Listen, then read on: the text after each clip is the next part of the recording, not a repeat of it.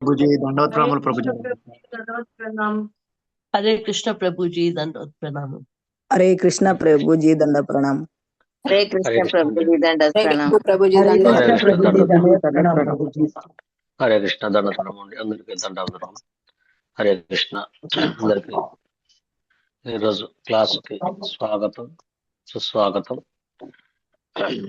ఈరోజు శ్రీమద్ భగవద్గీత 4వ అధ్యాయము 18వ శ్లోకం నుంచి మనం ఈ యొక్క 18వ అధ్యాయం 4వ అధ్యాయం 18వ శ్లోకం చదువుకుంటూ దీంట్లో కర్మ గురించిన వివరణ కూడా ఇచ్చారు మనకి. అది ఆ కర్మ ఏంటి, కర్మ అంటే ఏంటి, అకర్మ అంటే వికర్మ అంటే ఏంటి తెలుసుకోవడానికి కృష్ణ కథ దాని ద్వారా తెలుసుకోవడం ప్రయత్నం చేద్దాము. దయచేసి అందరూ 4వ అధ్యాయము 18వ శ్లోకం తీయండి. నెక్స్ట్ మనం హరే గురుదేవులకి కృష్ణ ప్రార్థన దండవత్ చేసుకొని ప్రణామాలు. దండపడము. మనం గురుదేవులకు ప్రార్థన చేసుకొని మనం స్టార్ట్ చేద్దాం. हरे कृष्ण प्रभु जी दंडवत प्रणाम। హరే కృష్ణ అండి. దండపడము. ఎవరైతే శ్లోకం చదవాలనుకున్నారో వాళ్ళు వీడియోస్ ఆన్ చేసుకోండి. అందరూ కూడా దయచేసి అందరూ మ్యూట్ చేసుకోండి ఒకసారి ప్లీజ్. లక్ష్మి M14 దయచేసి మాతాజీ మ్యూట్ చేసుకోండి. Okay, thank you. Lavanya Konika Malla mute చేసుకోండి ప్లీజ్. ఓకే, ధన్యవాదాలు. ఓం అజ్ఞానతిమిరాంధస్య జ్ఞానాంజనశలాకయా చక్షురున్మిలితం యేన తస్మై శ్రీ గురవే నమః. శ్రీచైతన్యమనోభీష్టం స్థాపితం యేన భూతలే స్వయం రూపా కదా మह्यं దదాతి స్వపదాంతికం. వందేహం శ్రీగురో శ్రీయుతాపదకమలం శ్రీగురోన్ వైష్ణవాంశ శ్రీరూపం సగ్రజాతం సహగణ రఘునాథాన్వితం తం సజీవం సాద్వైతం సావధూతం పరిజన సహితం కృష్ణ చైతన్య దేవం శ్రీ రాధా కృష్ణ పాదాన్ సహగణ లలితా శ్రీ విశాఖాన్వితాంశ. నమావం విష్ణుపాదాయ కృష్ణ ప్రేష్టాయ భూతలే శ్రీమతే జయపతాకా స్వామినితి నామినే. నమాచార్య పాదాయ నితాయ కృపపదాయినే గౌరకథా దామదాయ నగర గ్రామ తారిణే. నమావం విష్ణుపాదాయ కృష్ణ ప్రేష్టాయ భూతలే శ్రీమతే భక్తి వేదాంత స్వామినితి నామినే. నమస్తే సారస్వతి దేవి గౌరవాణి ప్రచారిణే నిర్విశేష శూన్యవాది పాశ్చాత్య దేశతారిణే. జయ శ్రీ కృష్ణ చైతన్య ప్రభు నిత్యానంద శ్రీ అద్వైత గదాధర శ్రీవాసాది గౌరభక్త వృంద. హరే కృష్ణ కృష్ణ కృష్ణ హరే హరే హరే రామ రామ రామ హరే హరే.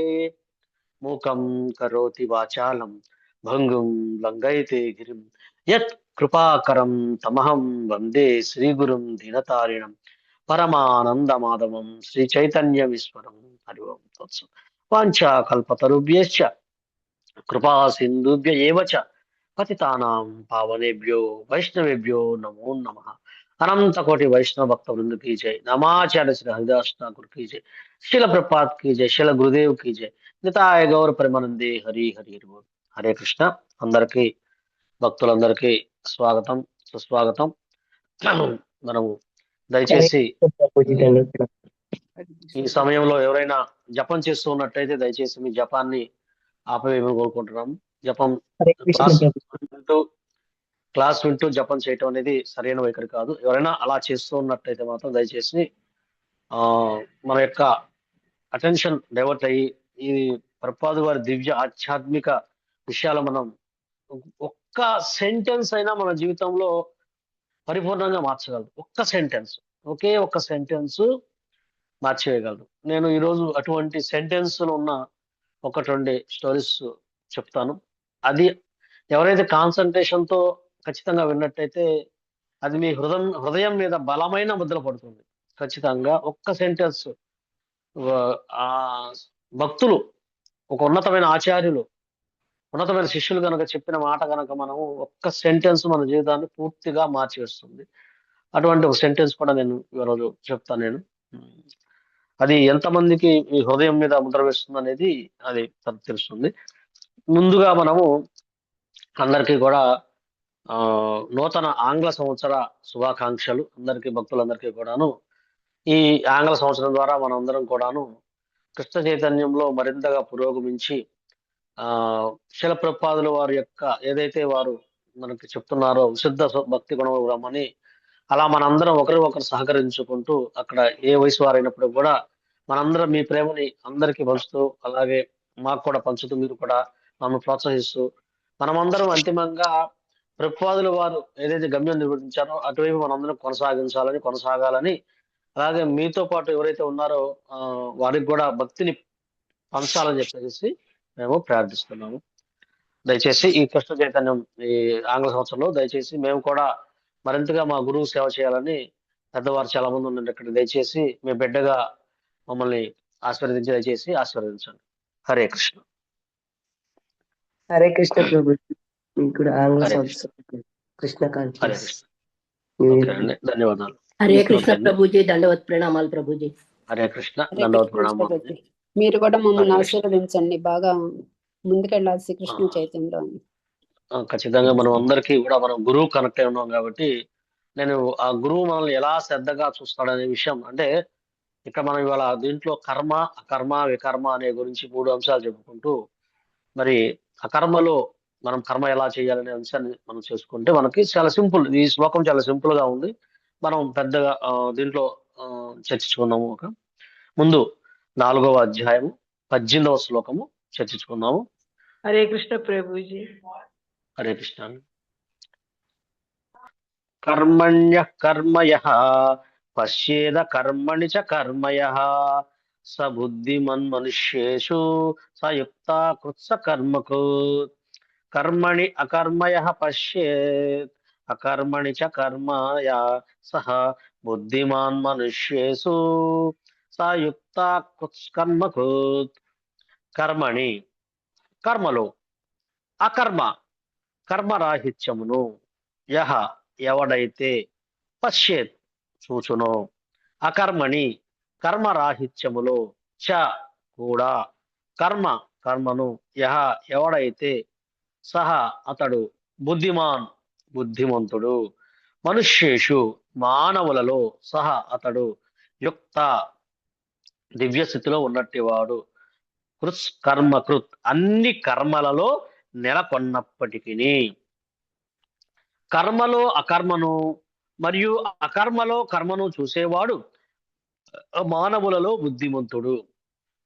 అతడు వివిధ రకాల సమస్త కర్మలలో నెలకొనినను ఆధ్యాత్మిక స్థితిలో ఉన్నట్టివాడే అగును. ఒకసారి ట్రాన్స్లేషన్. కర్మలో అకర్మను మరియు అకర్మలో కర్మను చూచువాడు మానవులలో బుద్ధిమంతుడు. అతడు వివిధ రకముల సమస్త కర్మలలో నెలకొనినను ఆధ్యాత్మిక స్థితిలో ఉన్నట్టివాడే అగును. దయచేసి సత్తయ్య పయ్యావుల ప్రభు దయచేసి ఈ యొక్క 18 శ్లోకం యొక్క భాష్యాన్ని చదువుతారా? హరే కృష్ణ ప్రభుజీ. హరే కృష్ణ ప్రభు. దండవత్ ప్రభుజీ. కర్మయా పశ్చాత్ కర్మని చ కర్మయః సా బుద్ధి మనుష్యేషు సాయుక్త కృత్స కర్మకృత్. కర్మలో అకర్మలో కర్మను చూసేవాడు మనుషులలో బుద్ధిమంతుడు. అతడు అన్ని రకాలైన కర్మలలో నెలకొన్నప్పటికీ దివ్య పదంలోనే ఉంటాడు. భాష్యము ప్రభుపాదికి జై. కృష్ణ భక్తి భావనలో పనిచేసే వ్యక్తి సహజంగానే కర్మబంధం నుండి విడబడి ఉంటాడు. అతని అన్ని రకాల శ్రీకృష్ణు కొరకే చేయబడతాయి. అందుకే కర్మ ప్రభావముచే అతడు సుఖ దుఃఖాలకు లోను కాడు. తత్ఫలితంగా అతడు శ్రీకృష్ణుని కొరకు అన్ని రకాలైన కర్మలలో నెలకొనిన మానవులలో బుద్ధిమంతుడే అవుతాడు. ఆ కర్మ అంటే కర్మఫలం లేకపోవడం అని అర్థం. ఆత్మ అనుభవ మార్గములో కర్మఫలం ఒక అవరోధము కాకూడదనే భావంతో నిరాకారవాది కామ్యకర్మలను వివరిస్తాడు. కానీ సాకారవాది భగవానుని నిత్య దాసునిగా తన స్థితిని చక్కగా ఎరిగి ఉంటాడు. అందుకే అతడు కృష్ణ భక్తి భావన కార్యాలలో నెలకొంటాడు. ప్రతిదీ కృష్ణుని కొరకే చేయబడే కారణంగా అతడు ఆ సేవ నిర్వహణలో కేవలము దివ్య సంపదాన్ని అనుభవిస్తాడు, దివ్య ఆనందాన్ని అనుభవిస్తాడు. ఈ పద్ధతిలో నెలకొన్న వారు స్వయంద్రియ భోగవాంఛ లేనివారుగా తెలియబడతారు. శ్రీకృష్ణుని ఏడ నిత్య దాసత్వ భావన మనిషిని అన్ని రకాలైన కర్మ ఫలాలకు ప్రభావితము కాకుండా చేస్తుంది. ధన్యవాదాలు ప్రభుజీ. హరే కృష్ణ. హరే కృష్ణ. నెక్స్ట్ లక్ష్మీ శ్రీనివాస్ మాతాజీ 17వ శ్లోకాన్ని భాష్యం చూడండి ఒకసారి. హరే కృష్ణ ప్రభుజీ, దండవత్ ప్రణామాలు. 17వ శ్లోకం భాష్యం. మనిషి భౌతిక బంధము నుండి ముక్తిని పొందడంలో గంభీరుడైతే కర్మ అకర్మ అప్రమాణిక కర్మల భేదాన్ని తప్పకుండా తెలుసుకోవాలి. ఇది చాలా కఠినమైన విషయం కనుక అతడు స్వయముగా కర్మ ఫలము వికృత కర్మలకు సంబంధించిన విశ్లేషణ చేసుకోవాలి. కృష్ణ భక్తి భావనను దాని తీరును అనుసరించి ఉండే కర్మను అర్థం చేసుకోవడానికి మనిషి తనకు భగవంతునితో ఉన్నట్టి సంబంధాన్ని తప్పక నేర్వాలి. అంటే ఇది చక్కగా నేర్చిన వాడు ప్రతి జీవుడు భగవానుని నిత్యదాసుడని, తత్కారణంగా అతడు కృష్ణ భక్తి భావనలోనే పని చేయాలని చక్కగా ఎరిగి ఉంటాడు. భగవద్గీత మొత్తము ఈ నిర్ణయం వైపుకే దారి చూపుతోంది. ఈ భావనకు దాని సంబంధిత కర్మలకు విరుద్ధమైన ఏ ఇతర నిర్ణయములైనా వికర్మలే, నిషిద్ధ కర్మలే. ఇదంతా అర్థం చేసుకోవడానికి మనిషి కృష్ణ భక్తి భావనలోని ప్రామాణికులతో సాంగత్యము చేసి వారి నుండి రహస్యం తెలుసుకోవాలి. ఇది నేరుగా భగవంతుని నుండి నేర్చుకోవడంతో సమానం. లేకపోతే ఎంతో తెలివిగల వారైనా విమోహితులవుతారు. హరే కృష్ణ ప్రభుజీ, ధన్యవాదాలు. హరే కృష్ణ. నెక్స్ట్ జననీ మాతాజీ గారు 19వ శ్లోకాన్ని ఒకసారి చెప్పండి మాతాజీ. హరే కృష్ణ. ధన్యవాదాలు. యస్య సర్వే సమారంభాః కామ సంకల్పవర్జితాః జ్ఞానాగ్నిదగ్ధ కర్మాణం తమాహు పండితం బుధాః. ఎవరి ప్రతికర్మ ఇంద్రియ భోగ వాంఛారహితంగా ఉండునో అతడే పూర్ణ జ్ఞానమును కలిగినట్టివాడు. ఋషులచే అతడు పరిపూర్ణ జ్ఞానాగ్నిచే కర్మఫలములన్నీ దహింపబడిన కర్తగా చెప్పబడింది. భాష్యం చదవమంటారు ప్రభుజీ? భాష్యము శ్రీల ప్రపాదుల వారి భాష్యము. ప్రపాదుల వారికి జై. కృష్ణ చైతన్యవంతుని కార్యకలాపములను పరిపూర్ణ జ్ఞానవంతుడే అవగాహన చేసుకోగలుగును. కృష్ణ చైతన్యవంతుడు అన్ని రకాల ఇంద్రియ భోగ వాంఛల నుండి విముక్తుడై ఉండుట చేత దేవాది దేవునికి నిత్య దాసుడనను తన నిజస్థితికి సంబంధించిన పరిపూర్ణ జ్ఞానముతో తన కర్మఫలములన్నింటినీ అతడు దహించుకొనినట్టివాడుగా ఎరుగవలెను. అట్టి పరిపూర్ణ జ్ఞానమును సాధించినట్టివాడే నిజమైన పండితుడు. భగవంతునితో గల నిత్య దాసత్వం అనే సంబంధముకు సంబంధించిన ఈ జ్ఞానాభివృద్ధి అగ్నితో పోల్చబడును.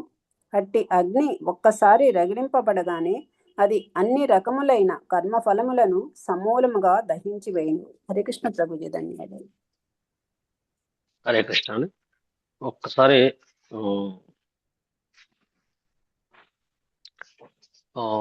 మంజులత మాతాజీ 16వ శ్లోకం కూడా ఒక్కసారి భాష్యం చదవండి. 16వ శ్లోకం యొక్క భాష్యం. హరే కృష్ణ ప్రభుజీ, దండవత్ ప్రణామం. 16వ శ్లోకం భాష్యం. కృష్ణ భక్తి భావనలో కర్మను పూర్వ ప్రామాణిక భక్తుల ఉపమానాలను అనుసరించే నిర్వహించాలి. ఇది 15వ శ్లోకంలో సిఫార్సు చేయబడింది. ఎందుకు అటువంటి కర్మ స్వతంత్రంగా ఉండకూడదో రాబోయే శ్లోకంలో వివరించబడింది. కృష్ణ భక్తి భావనలో కర్మ చేయడానికి మనిషి ఈ అధ్యాయం ఆరంభంలోనే వివరించినట్టు గురు పరంపరలోని ప్రామాణిక వ్యక్తుల నాయకత్వాన్ని అనుసరించాలి. కృష్ణ భక్తి భావన పద్ధతి మొదట సూర్యదేవునికి చెప్పబడింది. సూర్యుడు దానిని తన పుత్రుడు మనువుకు వివరించాడు. మనువు దానిని తన పుత్రుడు ఇక్ష్వాకునకు చెప్పాడు. అంతటి పురాతన కాలం నుండి ఈ పద్ధతి ఈ భూమిపై కొనసాగుతోంది.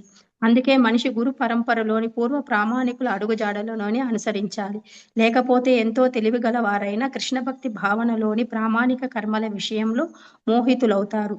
ఈ కారణంగానే భగవంతుడు అర్జునికి కృష్ణ భక్తి భావన గురించి నేరుగా ఉపదేశించాలని నిర్ణయించుకున్నాడు. అర్జునికి భగవానుడే ప్రత్యక్షంగా ఉపదేశించిన కారణంగా అర్జునుని అడుగుజాడలో నడిచిన ఎవ్వడైనా నిశ్చయంగా విమోహితుడు కాబోడు. అసంపూర్ణమైన ప్రయోగాత్మక జ్ఞానం ద్వారా మనిషి ధర్మ విధానాన్ని నిర్ణయించలేడని చెప్పబడింది. నిజానికి ధర్మము కేవలము సాక్షాత్తు భగవంతుని చేతనే ఉపదేశించబడుతుంది. ధర్మంతో సాక్షాత్ భగవత్ ప్రణీతం. భాగవతము 6.3.19. అసమగ్రమైన కల్పన ద్వారా ఎవరూ ధర్మాన్ని తయారు చేయలేరు. మనిషి తప్పక బ్రహ్మ, శివుడు, నారదుడు, మనువు, కుమారగణము, కపిలుడు, ప్రహ్లాదుడు, భీష్ముడు, సుఖదేవ గోస్వామి, యమరాజు, జనకుడు, బలి మహారాజు వంటి పరమ ప్రామాణికులనే అనుసరించాలి. మానసిక కల్పన ద్వారా ఎవడు ఏది ధర్మమో ఏది ఆత్మానుభూతో నిర్ణయించలేడు. అందుకే తన భక్తుల పట్ల నిషేతుక కరుణతో భగవంతుడే నేరుగా అర్జునునికి కర్మ అంటే ఏమిటో అకర్మ అంటే ఏమిటో వివరిస్తున్నాడు. కేవలము కృష్ణ భక్తి భావనలో చేసే కర్మయే మనిషిని భౌతిక అస్తిత్వం బంధం నుండి ముక్తిని చేస్తుంది. Hare Krishna Prabhuji. Thank you Prabhuji. Thank you అండి. ఈ శ్లోకాల ద్వారా మనకి ప్రభుపాద వారు చాలా చాలా సమాచారాన్ని, చాలా అద్భుతమైన విషయాలని ఇచ్చారు. ఇక్కడ ఉన్న పాప కావ్య మాతాజీ ఎంతో చిన్న పాప అయినప్పుడు చాలా శ్రద్ధగా వింటుంది. ప్రణామాలు. హరే కృష్ణ. ఇటువంటి ఈ చిన్న వయసులోనే వాళ్ళు గనక ఈ భగవద్గీత జ్ఞానాన్ని అందించగలిగితే వారి యొక్క పురోగతి చాలా పెరిగే కొద్దీ చాలా ఉన్నతమైన చైతన్యంలోకి వస్తుంది. హరే కృష్ణ కావ్య మాతాజీ. పాప ఉంది, చిన్న పాప. ఓకే, మనము ఈ శ్లోకాల ద్వారా మనం తెలుసుకోవాల్సిన ఫస్ట్ ఏంటంటే, అసలుకి మనక్కడ చాలా వివరంగా ఇచ్చారు. కర్మ అంటే ఏంటి, అకర్మ అంటే ఏంటి, వికర్మ అంటే ఏంటి. ఇది చాలా మంది ఇక్కడ కన్ఫ్యూజ్ అవుతారని కూడా ప్రభుపాదులు వారు చెప్తున్నారు. దీన్ని ఇక్కడ మనం చెప్పారన్నమాట. ఇది చాలా కఠినమైనది. ఈ కర్మబంధ సంబంధం విషయంలో ఏది కర్మ ఏది అకర్మ అనేది చాలా మంది కన్ఫ్యూజ్ అవుతారు అని చెప్పేసి మనకి ఇక్కడ చెప్తున్నారు అనమాట. ముఖ్యంగా అసలు కర్మ అంటే ఏమిటి? కర్మ శీల ప్రభుపాద వారు నిర్దేశించిన ప్రకారం కర్మ అంటే ఏదైతే వేదం నిర్దేశించిందో ఆ ధర్మాలని మనం పాటించడం. ప్రిస్క్రైబుల్ డ్యూటీస్ మన యొక్క ఎవరైతే ఉన్నాయో వారు ఎట్లాగంటే మనకు చెప్తారు. చక్కెర ధర్మం ఏంటంటే అది తీపిగా ఉండడం, అది ఏ రూపంలో ఉన్నప్పటికీ కూడాను. అలాగే నీటి యొక్క ధర్మం ఏమిటి? అది నీటి టేస్ట్ అందించటం.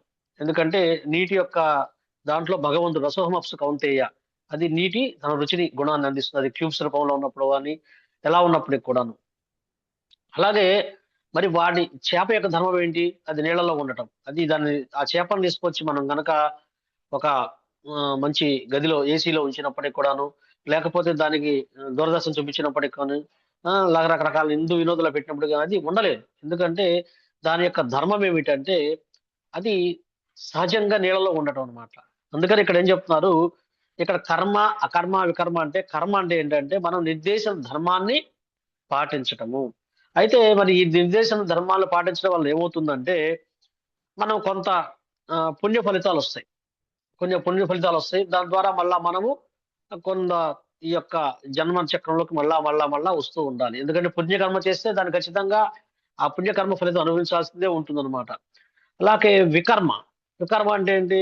శాస్త్ర విరుద్ధమైన పనులు చేయటం. శాస్త్రం ఏదైతే చెప్పిందో దానికి విరుద్ధంగా వెళ్ళటం. అంటే ఎట్లాగా, ఇప్పుడు సపోజ్ ఒక గవర్నమెంట్ చెప్తోంది, అయ్యా మీరు రోడ్లో ఇటువైపు వెళ్ళాలి, మనం లేదని ఎదురుగా వస్తే ఏం జరుగుతుంది? వెంటనే మనకి శిక్ష వేస్తారు. అలాగే భగవంతుడు మనకి వేద నిర్దేశాలు ఇచ్చారు, భగవద్గీతని. దాన్ని ఏదైతే 4 నియమాలు ఇలా ఇచ్చారు, దాన్ని మనం పాటించకపోతే ఏమవుతుంది? మనకి పాపకర్మలు లభిస్తాయి. దానివల్ల మనం ఏం చేస్తున్నాము? నరక లోకాల వైపు ప్రయాణం కొనసాగించాల్సి ఉంటుంది. మరి ఇప్పుడు కర్మ చెప్పాం, అకర్మ చెప్పాం, వికర్మ చెప్పాం. ఇప్పుడు అకర్మ అంటే ఏంటి? ఇది కృష్ణ భక్తి భావంలో చేసే పని. దీనికి ఫలితం అనేది ఉండదు. ఆత్మ మనల్ని ఈ ప్రాంతంలో మనల్ని బంధించబడదు ఈ అకర్మ చేయటం వలన. అందువల్ల మరి కర్మలో అకర్మ చూడమని చెప్తున్నాడు స్వామి. కర్మలో అకర్మ అంటే ఏంటి? కృష్ణుడు చెప్పాడు యుద్ధం చేయి అని చెప్పేసి. యుద్ధం చేయమన్నప్పుడు ఫస్ట్ ఆయన అనుకున్నాడు, నా ఇంద్రియ కోసం నా యొక్క తాతగారు, మామగారు వీళ్ళందరూ సంహరిస్తారని చెప్పారనమాట. ఎప్పుడైతే స్వామి చెప్పిన తర్వాత అర్థం చేసుకున్నాడో ఇది నేను చేయటం లేదు, నా యొక్క స్వామి యొక్క ఉన్నతమైన కార్యం కోసం నేను చేస్తున్నాను. అప్పుడు యుద్ధం చాలా భీకరంగా చేశాడు. అప్పుడు ఏమవుతుంది, ఆయన ఎంత భీకరమైన యుద్ధం చేసినప్పటికీ కూడా అది అతనికి అకారమే. ఎలాగంటే ఒక ఉన్నతమైన న్యాయాధిపతి ఉన్నాడు, న్యాయాధికారి. న్యాయాధికారి ఆ యొక్క న్యాయస్థానం మీద కూర్చొని, పీఠం మీద కూర్చొని ఎన్నో రకరకాల తీర్పులు ఇస్తుంటాడు. ఒక వ్యక్తి తప్పు చేసినట్లయితే, ఎవరైనా చంపినట్లయితే అతనికి మరణదండన విధించమని చెప్పేసి అతను తీర్పిస్తాడు. ఒక్కొక్కసారి కఠిన కారాగార శిక్ష విధిస్తుంటాడు. ఇలా విధించినప్పటికీ కూడాను ఆ యొక్క న్యాయాధిపతికి ఎటువంటి కర్మ ఉండదు. ఎందుకంటే అతను ప్రభుత్వం ఇచ్చిన నిర్దేశాల ప్రకారం, ప్రభుత్వం ఇచ్చిన ఆ యొక్క మనుశాస్త్రంలో ఉన్న న్యాయ గ్రంథాల ఆధారంగా తీర్పిస్తున్నాడు కాబట్టి అతనికి ఎటువంటి ఉండదు. అలాగే ఇక్కడ చెప్తున్నాడు, మనము భగవంతుని ప్రత్యర్యం కృష్ణ చైతన్యంగా గనక మనము ఇది చేసినట్లయితే, కర్మని అకర్మగా చేసినట్లయితే, అంటే కర్మ చేస్తూ దాని ఫలితాన్ని భగవంతుడు కల్పించినట్లయితే అది అకర్మే అవుతుంది. దానివల్ల మనకి ఎటువంటి బంధనము కలగదు ముందు, అది అర్థం చేసుకోవాలి. మరి ఎవరైతే ఈ అకర్మ చేస్తున్న వ్యక్తి బాహ్యానికి ఏం పని చేయనట్టుగా అనిపించినప్పటికి కూడాను మరి అది కృష్ణ చైతన్యం కర్మ అవుతుంది. ఇంకొక విధంగా ఏం చెప్తున్నారు, అకర్మలో కర్మ చేయకుండా ఉండటం. ఫస్ట్ ఇందాకేం చెప్పాము, కర్మలో అకర్మ. స్వామి ఇక్కడ ఏం చెప్పాడు 18వ శ్లోకంలో, కర్మలో మరియు అకర్మలో కర్మను చూసేవాడు మనుషులో బుద్ధిమంతుడు. ఇక్కడ మనం ఒకటి చూసాం, ఏంటి, కర్మ చేస్తున్నాడు కానీ అది కృష్ణ చైతన్యం అవుతోంది, అది అకర్మ అవుతుంది. ఇప్పుడేంటి, అకర్మలో కర్మ చూడటం అంటే ఏంటి, ఒక వ్యక్తి పైకి ఏ పని చేయట్లేదు, ఏదో ధ్యానం చేస్తున్నట్టు కనిపించాడు, కానీ మనసులో భౌతికమైన కోరికలు ఉంటే అది కర్మ కిందే లెక్క, దానికి శిక్ష తప్పదు అనే విషయాన్ని ప్రభుపాదుల వారు ఇక్కడ భాష్యం ద్వారా మనం అర్థం చేసుకోవచ్చు. అందుకని ఈ కర్మ ఏమిటో అకర్మ ఏమిటో మనకి కొంచెము కఠినంగా అనిపించినప్పటికీ కూడాను మనం ఒక ఉన్నతమైన ఆచార్యుల సమక్షంలో మనకు ఈ యొక్క శ్రవణం చేసినట్లయితే మనకు క్లారిటీ వస్తుంది. అది ఇక్కడ చెప్పారన్నమాట, ఈ ఉదాహరణలు చెప్పారు. అందువల్ల మనం అర్థం చేసుకోవాలి, మనము గురువు నిర్దేశాల ప్రకారము, గురువు కృష్ణుడు చెప్పింది చెప్తారు కాబట్టి ప్రామాణిక గురువు నిర్దేశాల ప్రకారం గనక మన కర్మలు చేసినట్లయితే అప్పుడు మనకి ఎటువంటి ఫలితము ఉండదు. దానివల్ల మనం ఆత్మ బంధించబడదు.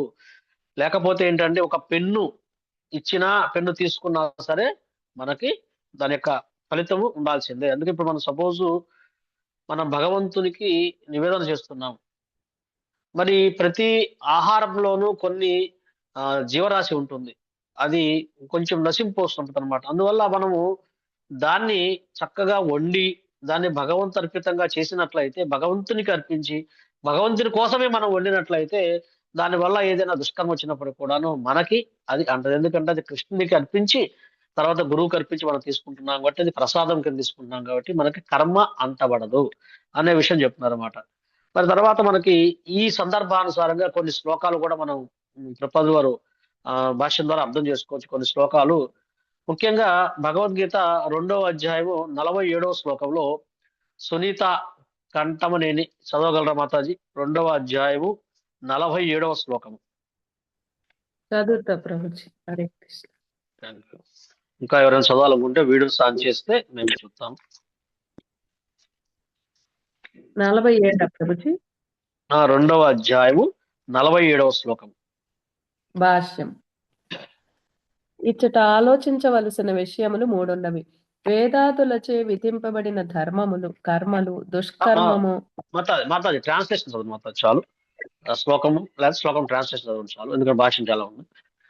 కర్మణ్యేవాధికారస్తే మా ఫలేషు కదాచన మా కర్మ ఫల హేతుర్భూర్మా తే సంగోస్త్వ కర్మణి. భావము: వేదాదులచే విధింపబడిన కర్మమును చేయుటకే నీకు అర్హత కలదు, కానీ కర్మఫలములందు నీకెట్టి అధికారమును లేదు. నీవే కర్మఫలములకు హేతువని ఎప్పుడునూ భావింపకము.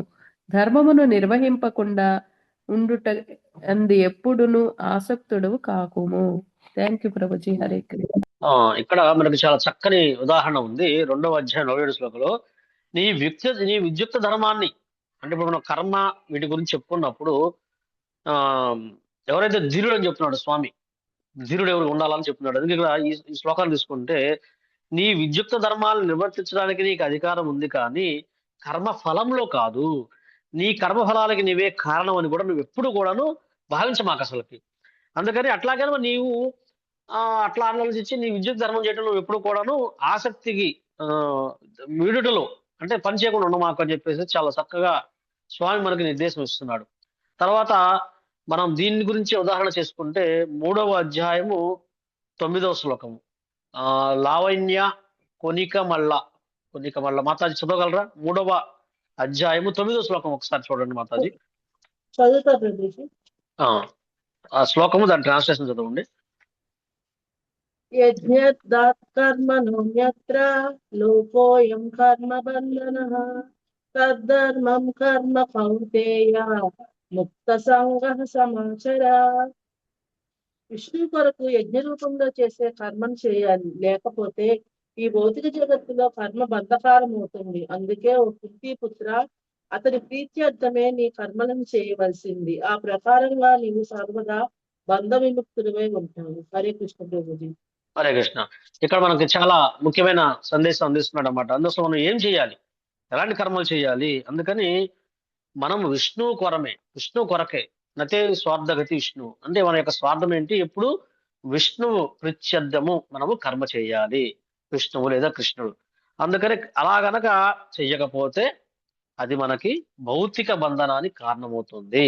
అందుకే మనకి ప్రభుపాదుల వారు చాలా సార్లు చెప్తున్నారు, మనకి ఏం చేసినా సరే తర్వాత శ్లోకంలో ఉంటుంది ఇంకొక మంచి విషయం ఉంటుంది. అందువల్ల మనం ఏం చేయాలంటే ఇది మనకి బంధ కారణం అవుతుంది. అందుకని ఓ కుంతిపుత్ర, నువ్వు నీ యొక్క ఏదైతే డిస్క్రైబుల్ డ్యూటీస్ ఉన్నాయో వాటిని, నీ ధర్మాలని నువ్వు నిర్వర్తించు. అప్పుడు ఏమవుతుంది, ఆటోమేటిక్ గా బంధ విముక్తులైపోతావు నువ్వు అని చెప్పేసి ఇక్కడ చాలా మంచి చాలా అద్భుతమైన భాష్యాన్ని, యజ్ఞం అంటే ఏంటో కూడా మనకి వివరించారు. తర్వాత 9వ అధ్యాయము 27వ శ్లోకము. ఇంకెవరు చదువుతారు? ఇంకెవరైనా చదవని వాళ్ళు ఎవరున్నారా? ఓకే, లక్ష్మీ శ్రీనివాస్ మాతాజీ చదవండి మాతాజీ. 9వ అధ్యాయము 27వ శ్లోకం. హరే కృష్ణ ప్రభుజీ. వర్ణించాలి. నేను వీడియోస్ అందుకు ఆన్ చేయమంటున్నానంటే మీరు ఏ పరిస్థితిలో ఉన్నారు మాకు తెలియదు. అందుకని వీడియో ఆన్ చేసుకుంటే చదువుకోవడానికి సిద్ధంగా ఉన్నారు మాకు అర్థమవుతుంది. అందుకని మేము వీడియోస్ ఆన్ చేయమని చెప్తున్నాం మాతాజీ. అందువల్ల అన్నిదా భావించవద్దు. హరే చెప్పండి. కృష్ణ.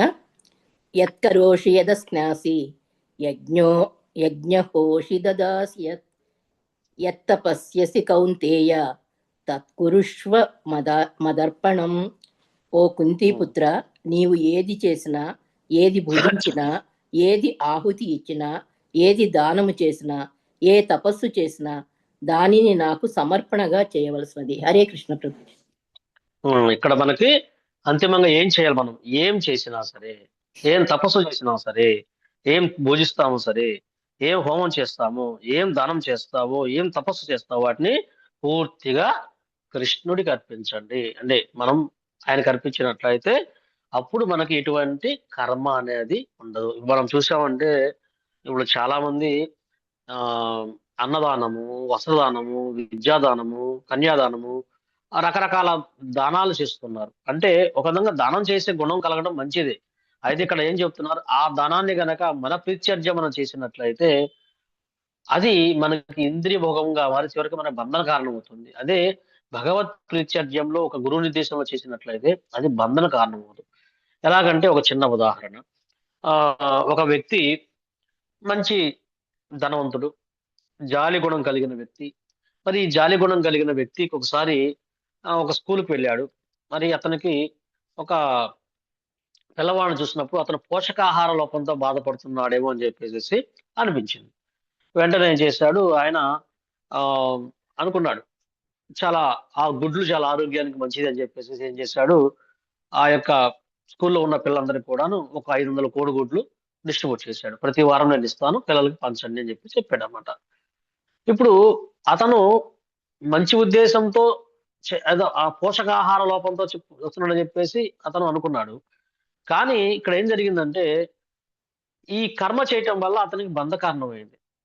ఒక కోడిగుడ్డు తినటం వల్ల ఒక బంధమే అయింది. కానీ ఇతను 500 కోడిగుడ్లు డిస్ట్రిబ్యూట్ చేయటం వల్ల ఈ 500 కోడిగుడ్లు యొక్క ఏదైతే ఫలితం ఉందో అది అతనికే లభించింది. దానివల్ల అతను మంచి చేయాలనుకున్నది అతనికి బంధ కారణమే అవుతుంది. ఎందుకంటే మనకి కోడి కూడా ఇప్పుడు కొంతమంది వాదన చేస్తున్నారు అది శాకాహారం అని, కానీ అది కోడి అంటే గుడ్డు అంటే పిండమే. అది ఒక అన్నమే.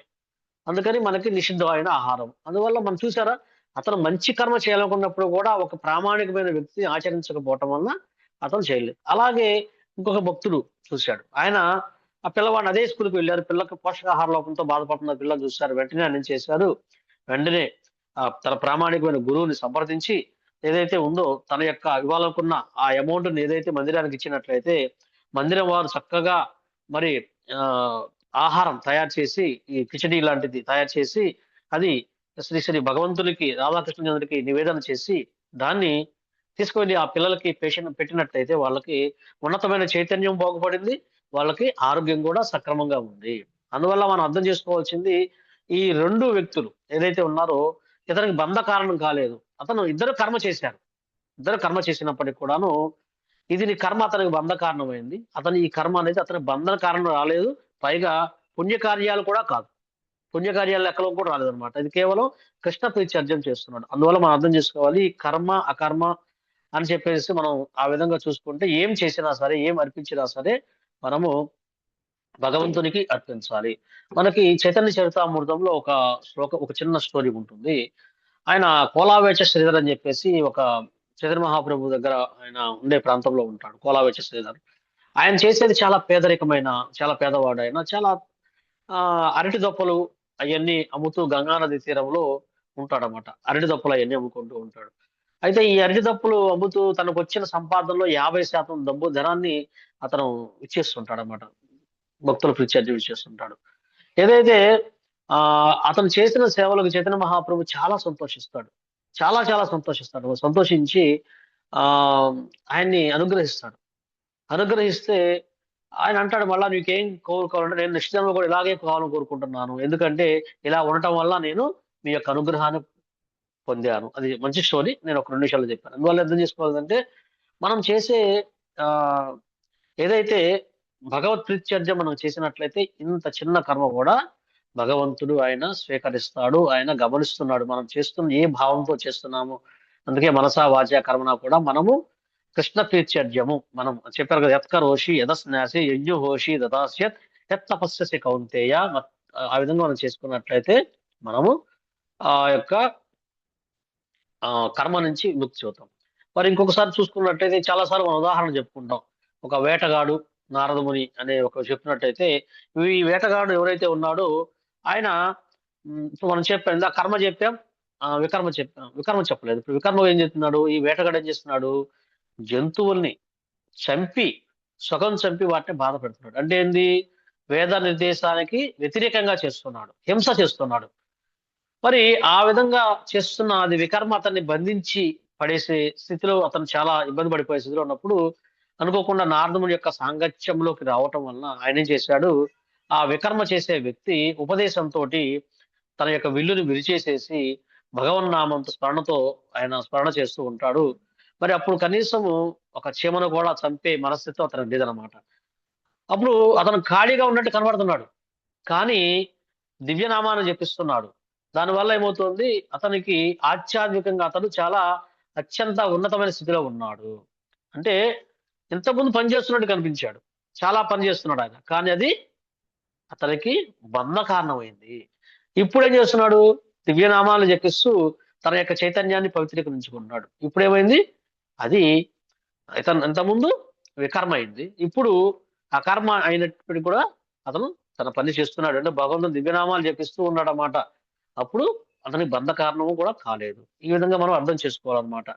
తర్వాత మనకి జనక మహారాజు యొక్క ఉదాహరణ చూసుకున్నట్లయితే, జనక మహారాజు ఆయన సింహాసనం మీదే ఉన్నాడు, కానీ అతను ఒక ముక్త పురుషుడు. సింహాసనం మీద ఉండి అన్ని రకరకాల కార్యాలు చేస్తున్నాడు, రకరకాల వాటిలో పాల్గొంటున్నాడు, రకరకాల తీర్పులు ఇస్తున్నాడు. అయినప్పటికీ కూడా జనక మహారాజు ఒక ముక్త పురుషుడు. అందుకే మనకి భగవద్గీతలో కూడా రాజు గురించి చెప్పినప్పుడు శ్రీకృష్ణ భగవానుడు జనక మహారాజు గురించి ఉదాహరణ ఇచ్చారు మనకి. అందుకని అలాగ మనం ఆయన కర్మ చేస్తున్నాడు, కానీ అది అకర్మే. ఇంకొక ఉదాహరణ చెప్పుకుంటే, మరి ఒక సాధువు ఏమి చేయట్లేదు, అడవులో కూడా ఉండి తన కమండలం మీద ఆశతోనే ఉన్నాడు, అంటే అది అకర్మలో కర్మ అవుతుంది. కానీ జనక మహారాజు రాజ్యాన్ని వెళ్తున్నాడు, యుద్ధాలు చేస్తున్నాడు, అయినా కూడా అంతా కృష్ణార్పణం భావిస్తున్నాడు, కర్మలో ఆ కర్మ అవుతుంది. అందువల్ల ఒకటి లోపల ఎటువంటి అటాచ్మెంట్ లేకపోవటమే అసలైన కర్మ. ఈ 2 ఉదాహరణలు మనం చూసుకున్నాం. అందుకని మనము అర్థం చేసుకోవాలి. ఆ ఈ క్లాసెస్ రెగ్యులర్ గా వినే వాళ్ళకి ఒక క్లారిటీ వస్తుంది. కొద్దిగా ఇప్పుడు కొత్తగా విన్న ఒక సడన్ గా ఏమిటి కర్మ ఏంటి, అకర్మ ఏంటి, వికర్మ ఏంటి అనేది కొంచెం కన్ఫ్యూజ్ గా అయ్యే అవకాశం ఉంది. కానీ మనం ఈ ఉదాహరణ కనుక చూసుకున్నట్లయితే మనం చాలా పెద్ద కఠినంగా ఏమీ ఉండదు.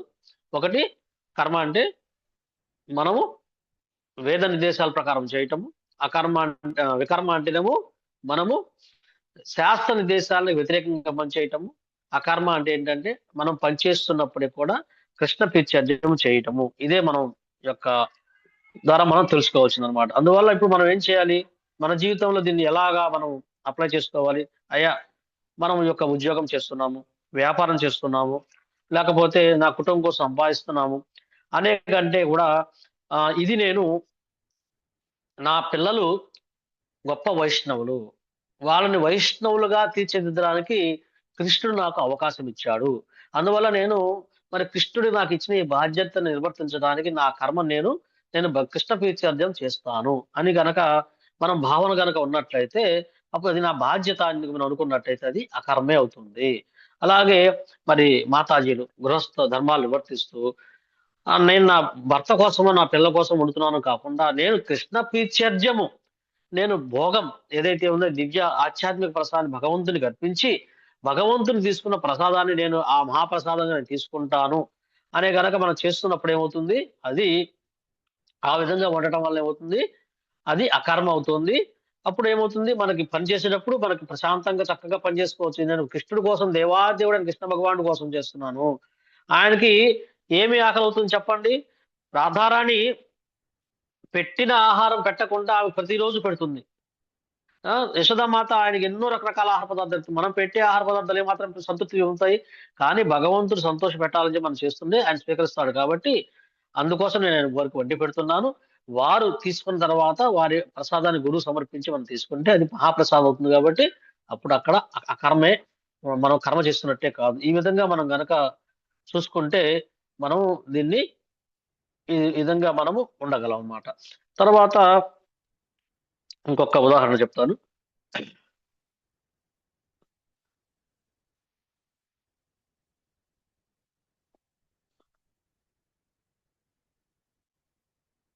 హరే కృష్ణ.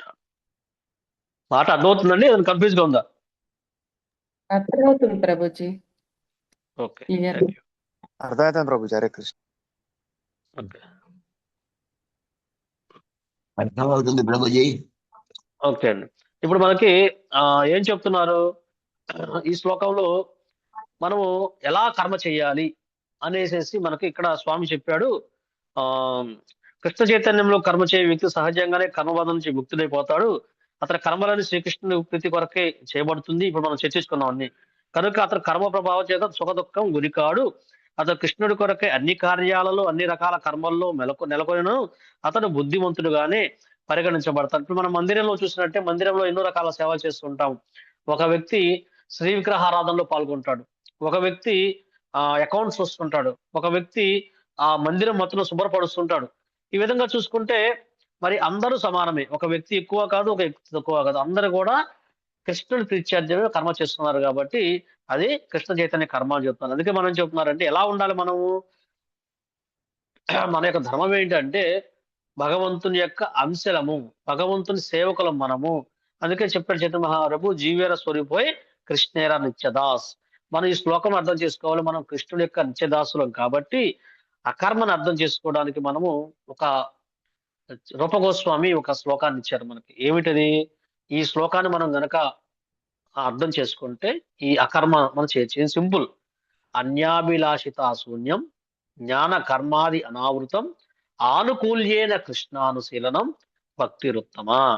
అంటే మనం భౌతిక లాభము చేయకుండా, అలాగే జ్ఞానం కోసం నేను ఎన్ని శ్లోకాలు వచ్చు, నాకు ఎంత పాండిత్యం వచ్చు, ఎన్ని బుక్స్ చదివానని చెప్పి ఇటువంటి లేకుండా, లేదా నేను ఇంత చేశానని చెప్పేసి ఏదైతే అవన్నీ చేయకుండా కేవలం కృష్ణ ప్రీత్యర్థమే, అంటే కృష్ణ అనుశీలనం, కృష్ణుడి ప్రీత్యర్థమే చేయాలి, కృష్ణుడి కోసమే జపం చేయాలి. ఆ విధంగా చేసినట్లయితే మనకి అది పైకి కర్మ కనిపించినప్పుడు కూడా కర్మ కాదు, అది కర్మే అని చెప్పి చెప్తున్నాడు. అందుకే కృష్ణుడికి అనుకూలంగా చేయాలి. ఇప్పుడు మనం చూసినట్లయితే కంసుడు గాని, రావణాసురుడు గాని వీళ్ళందరూ కూడా వాళ్ళు భగవంతుడి నామాలే జపిస్తున్నారు ఎప్పుడు కూడాను. కానీ వాళ్ళ భక్తులుగా పరిగణించబడరు. ఎందుకంటే భగవంతుడికి వ్యతిరేకంగా చెప్తున్నారు. అందువల్ల మనం చేసుకోవాల్సిందంటే మన యొక్క చేసే కర్మలన్నీ కూడా కృష్ణుడికి అనుకూలంగా చేయాలి అని చెప్తున్నారు అనమాట. అలాగే మరి గోపికలు కూడా చూడండి, వారు ఎన్నో కార్యాలు చేస్తున్నారు. ఎంతో వాళ్ళు ఎన్నో పాలు పెతకడం కానీ ప్రతి కర్మ చేస్తున్నప్పటికీ కూడా వాళ్ళు ఎప్పుడు కృష్ణుడిని స్మరిస్తూ ఉన్నారు. ఆ విధంగా మనం వారి యొక్క జీవన విధానాన్ని గమనించినట్లయితే మన యొక్క నిత్య జీవితంలో మనం ఏ కార్యాలు చేస్తున్నప్పటికీ కూడాను మనం దాన్ని కృష్ణుడికి అర్పించినట్లయితే అది అంతా కూడా అకర్మే అవుతుందని కూడా మనకి చెప్తుంది అనమాట. మరి ఇంకొక ఉదాహరణ చేసుకున్నట్టయితే చైతన్య మహాప్రభు దక్షిణ భారత యాత్ర వెళ్తున్నారు.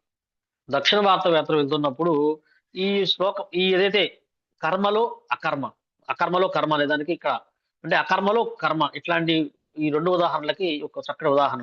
అతను కర్మ చేస్తున్నప్పుడు అకర్మ అవుతుందని చెప్పేసి ఏం చెబుతున్నాడు ఈ చైతన్య మహాప్రభు గారు ఈ దక్షిణ భారత తీసుకుంటూ ఆంధ్రప్రదేశ్ ప్రాంతంలోకి వచ్చినప్పుడు ఇక్కడ కూర్మ గ్రామం అనే ప్రాంతానికి వచ్చారు. అక్కడ కూర్మ గ్రామం ప్రాంతంలో ఉన్నప్పుడు అక్కడ వాసుదేవుడు అనే ఒక భక్తుడిని కలుస్తాడు. ఈ వాసుదేవుడు అనే వ్యక్తి ఏం చేస్తాడు, ఆయన కుష్టి వ్యాధితో బాధపడుతున్నాడండి. ఈ కుష్టి వ్యాధితో బాధపడుతుంటే అతను మరి అతను మంచి వ్యక్తి అయినప్పటికీ కూడా కొన్ని కర్మల వలన గత జన్మ కర్మ వల్ల కానీ ఏదన్నా కానీ అతను కుష్టి వ్యాధి వచ్చింది. ఈ కుష్టి వ్యాధి వస్తున్నప్పుడు ఇతను ఏం చేస్తున్నాడంటే నా శరీరం ఎట్లా దేనికి ఉపయోగపడటం లేదు, నా శరీరం ఎట్లా కుళ్ళిపోయింది, అందుకని ఈ శరీరం అతను నడుస్తున్నప్పుడు ఏమవుతుందంటే ఈ శరీరంలోంచి కొన్ని పురుగులు పడి శరీరంకి ఆ పురుగులు కింద పడిపోతుంటే నా శరీరం కనీసం ఆ పురుగుల కన్నా ఉపయోగపడుతుందని చెప్పేసి ఆ పురుగులు తీసి మళ్ళా తన శరీరంలో వేసుకుంటున్నాడు అనమాట. ఆ పుండు మీద పెడుతున్నాడు, ఆ పుండు తినేస్తున్నాయి అనమాట. ఎందుకని కనీసం ఈ జీవులన్నా బతుకుతాయి అట్లా అని చెప్పేసి అతను తన శరీరాన్ని పనిచేయనివ్వట్లేదు. అంటే చూస్తాను కానీ తన శరీరాన్ని కాపాడుకోవట్లేదు. అతను ఏ పని కూడా చేయట్లేదు. కానీ అతను పరమ దయంతో భగవంతుని సేవతోటి కనీసం ఈ శరీరాన్ని నా జీవుల కన్నా ఉపయోగపడుతుందని చెప్పేసి అతను దయ అలా ఉందన్నమాట. జీవుల పట్ల పరమ దయతో ఉన్నాడనమాట. ఎప్పుడైతే ఆ కుష్టి వ్యాధిగ్రస్తుడిని చైతన్య మహాప్రభు చూశాడో అతన్ని ఆలింగనం చేసుకున్నాడు. అప్పుడు ఆయన చెప్పాడు, స్వామి వద్దు, నేను కుష్టి వ్యాధిగ్రస్తుడిని, నేను అసలు నా శరీరం మలినం అయిపోయింది, వద్దు స్వామి అంటే కానీ భగవంతుడు చాలా ప్రేమగా ఆయన్ని ఆలింగనం చేసుకుంటాడు. ఎలాగంటే ఇప్పుడు తల్లి తన బిడ్డ శరీరం అంతా మలం పూసుకొని మాలిన్యంతో ఉన్నప్పుడు కూడా తల్లి ఏ విధంగానూ ఆమె చిరాకు పడదు. వెంటనే ఆ మాలిన్యాన్ని కడిగి వేస్తుంది, శుభ్రం కడిగేసి పిల్లవాడికి చక్కగా ఇస్తుంది. అట్లాగే భగవంతుడు మనలో ఉన్న మాలిన్యాన్ని కడిగి వేస్తాడు అనమాట. ఎందుకంటే మనందరికంటే ఆయనకి ఇష్టం కాబట్టి. ఇక్కడ వాసుదేవులు చూడండి, ఆయన శరీరం అంతా మలినం ఉన్నప్పటికీ కూడాను చైతన్య మహాప్రభు స్వయంగా ఆయన కావలించుకున్నప్పుడు ఆ యొక్క వాసుదేవుని యొక్క శరీరం మొత్తం ఆధ్యాత్మికం అయిపోయింది. అందువల్ల మనము ఇక్కడ అర్థం చేసుకోవాలి, భగవంతుడి కోసం మనం కనుక తపన పడితే ఏ స్థితిలో ఉన్నా సరే అది మనకి ముక్తికి మార్గం చూపిస్తుంది అని చెప్పొచ్చు. ఇప్పుడు మనం ఏం చూసాము, ఆయన కర్మ చేస్తున్నట్టు అకర్మలో కర్మ ఏమి చేయనట్టు కనబడినప్పుడు కూడా కృష్ణ చైతన్య కర్మ చేస్తున్నాడు. ఇప్పుడు మనం ఏం చేస్తాము, ఇంకొక ఉదాహరణ చెప్తారన్నమాట. మనకు చైతన్య చరితామృతంలోనే 7వ అధ్యాయంలో ఆదిలీలలో ఉంటుంది, ప్రకాశానంద సరస్వతి అనే ఒక సన్యాసి యొక్క ప్రస్తావన వస్తుంది అనమాట. వారు ఏం చేస్తుంటారంటే వేదాంతం చదువుతూ ఉంటారు, ఏ పని చేయరు, అంటే ఒక అకర్మ స్థితిలో ఉంటారు, అకర్మ స్థితిలోనే ఉంటారన్నమాట. కానీ మహాప్రభు ఏం చెప్తారంటే వారి గురించి చెప్తూ, భగవన్నామ స్మరణం చేయకుండా, సేవ చేయకుండా కేవలం పొడి వేదాంతం చదివితే అది ఒక రకమైన మానసిక కర్మ, మెంటల్ స్పెక్యులేషన్. ఇది అహంకారాన్ని పెంచుతుంది. కాబట్టి ఇది కూడా అకర్మలో కర్మ ఉన్నట్టే. అంటే బాహ్యంగా పైకి ఖాళీగా ఏమి చేయనట్టు అనిపించినప్పుడు కూడా అతను కర్మ చేస్తూనే ఉన్నాడు, బంధించబడ్డాడు, అహంకారం ద్వారా బంధించబడుతున్నాడు అని చెప్పేసి ఈ 2 ఉదాహరణలు మనకు చైతన్య చరితామృతం ద్వారా వస్తాయి అన్నమాట. చాలా అద్భుతమైన ఉదాహరణ.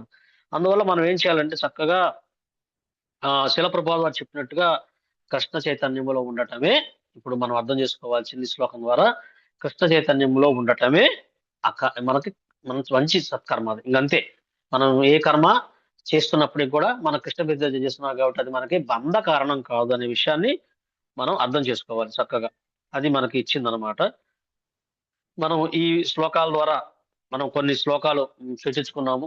ఏదైతే ఏం చేసినప్పటికీ యత్కరోషి యదస్నాసి యజ్ఞుహోషి యత్తపస్యసి కౌంతేయ అని చెప్పేసి మనం ఈ శ్లోకాలన్నీ కూడా చర్చించుకున్నాము.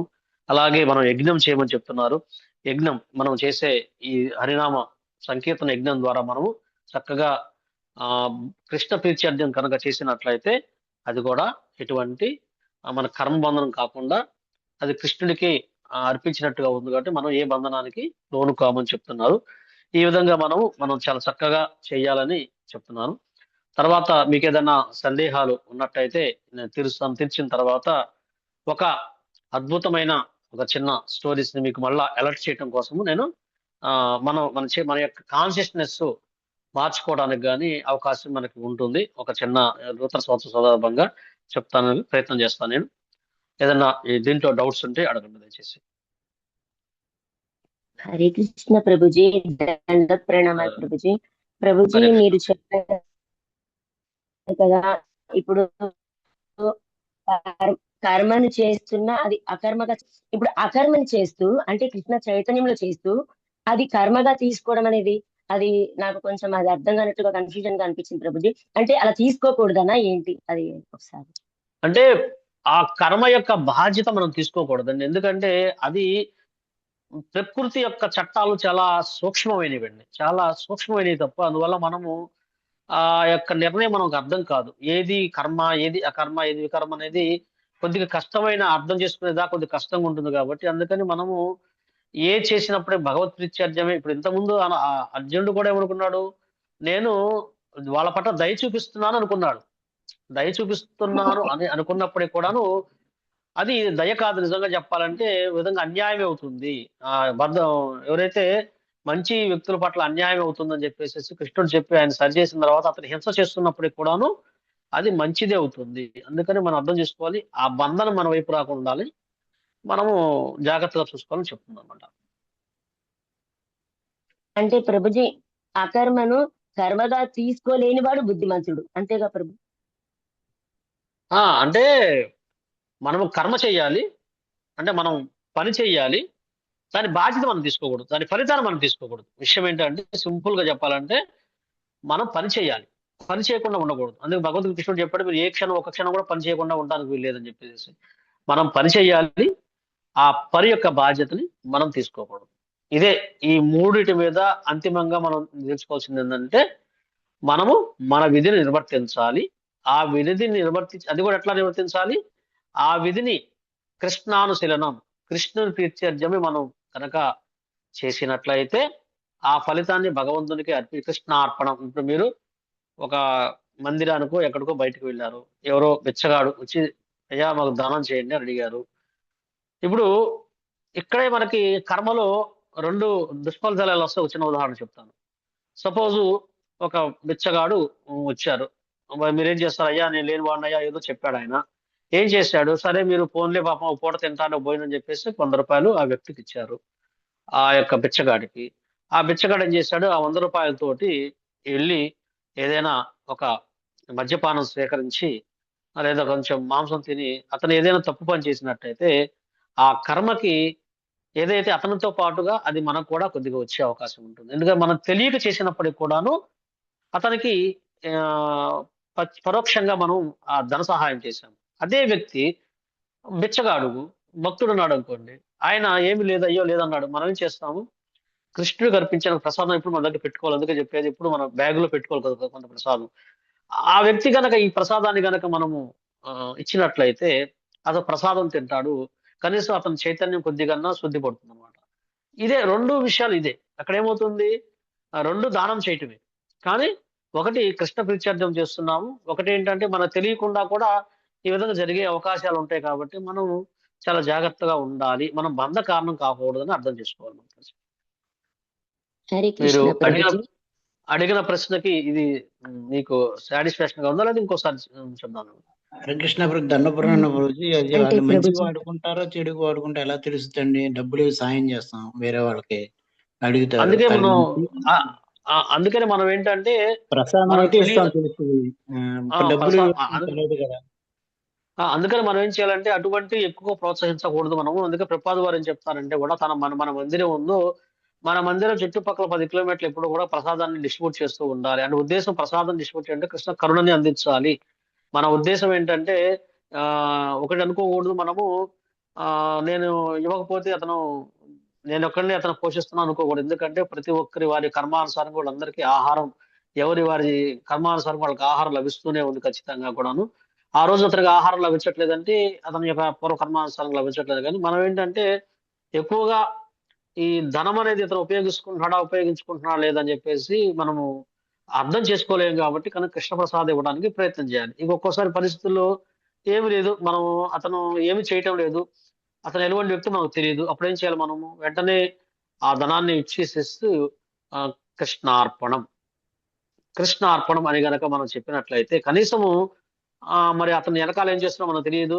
విధి లేని పరిస్థితులు మనం కొద్దిగా ధనం చేయవలసి వచ్చినప్పుడు మరి ఆ ధనాన్ని అతనికి ఇస్తూ కృష్ణార్పణం, స్వామి ఇతను ఏ కార్యం చేస్తున్నాడో నాకు తెలియదు, నేను మీ యొక్క ప్రత్యర్థం మీ ఏదైతే నాకు సేవ ఇచ్చారో ఆ సేవ ద్వారా నేను సంపాదించిన ధనంలో కొంత ధనాన్ని ఈ బద్ధజీవుడికి ఇస్తున్నాను, కృష్ణార్పణము అని చెప్పి ఆ విధంగా మనం నిస్వార్థంగా భగవంతుడు ప్రే చేసి ఇచ్చినట్లయితే ఈ ధనాన్ని అతను బంధనం కాకుండా చూడండి స్వామి అని చెప్పి మనం ప్రార్థించినట్లయితే అప్పుడు ఆ విధంగా మనం చేయటం మొత్తం మనకు చెప్తుంది దానికి ఏంటంటే సాధ్యమైనంతగా ఈ బిచ్చగాళ్ళను వేయడం ప్రోత్సహించకూడదు.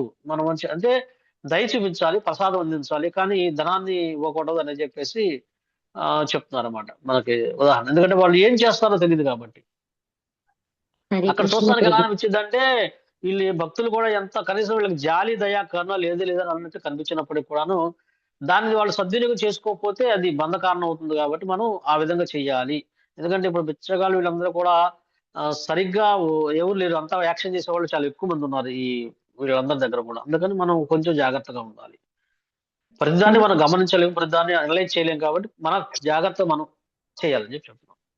అన్ని టెంపుల్స్ దగ్గర ఉంటున్నారు ప్రభు, ఇస్కాన్ టెంపుల్ దగ్గర కూడా ఉంటున్నారు.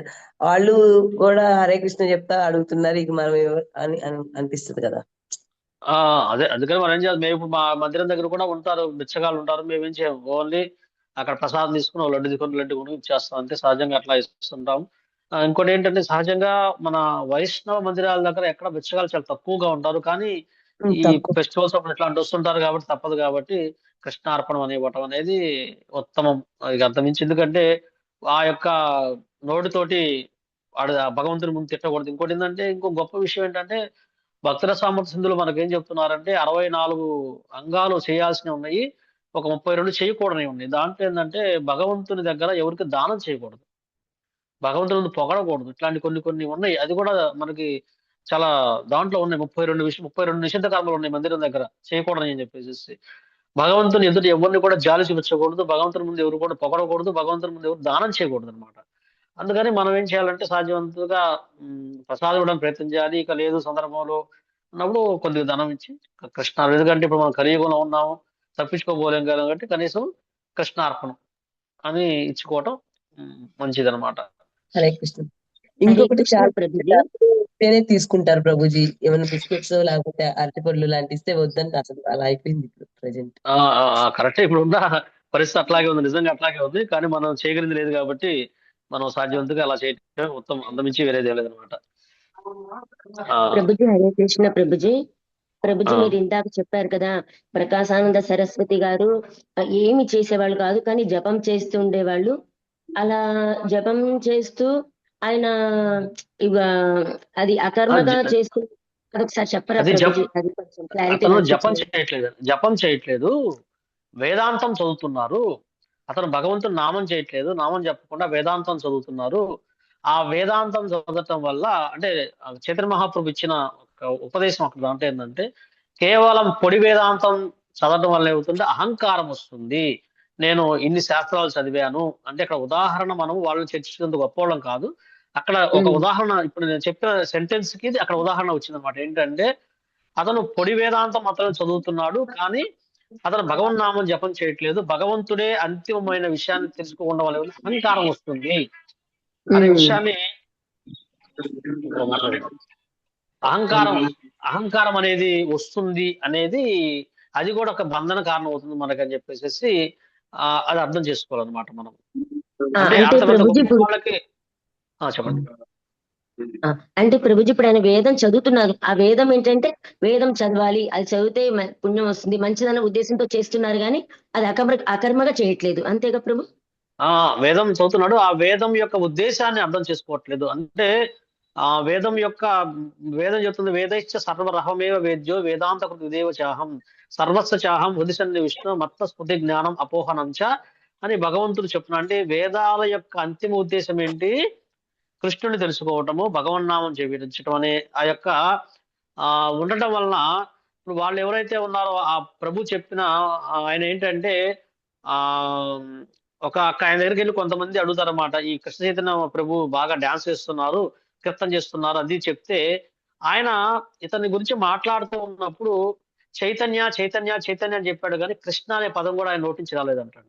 కృష్ణ చైతన్య ప్రభు అయితే కృష్ణ అనే మాట రాలేదని, కృష్ణ అనే నోటి నుంచి రాలేదని, ఆ పలకడం ఆయనకి ఇష్టం లేదు. అందులో అర్థం చెందిందంటే ఆయన ఎంత వేదాంతం చదివినప్పటికి కూడాను ఆ వేదాంతం యొక్క అర్థాన్ని ఆ వేదం ద్వారా తెలుసుకోవాల్సింది ఏంటి? కృష్ణుడే అన్ని వేదాల యొక్క కర్త, ఆయనే సేవించాలి, ఆయన నామాన్ని జపించాలి.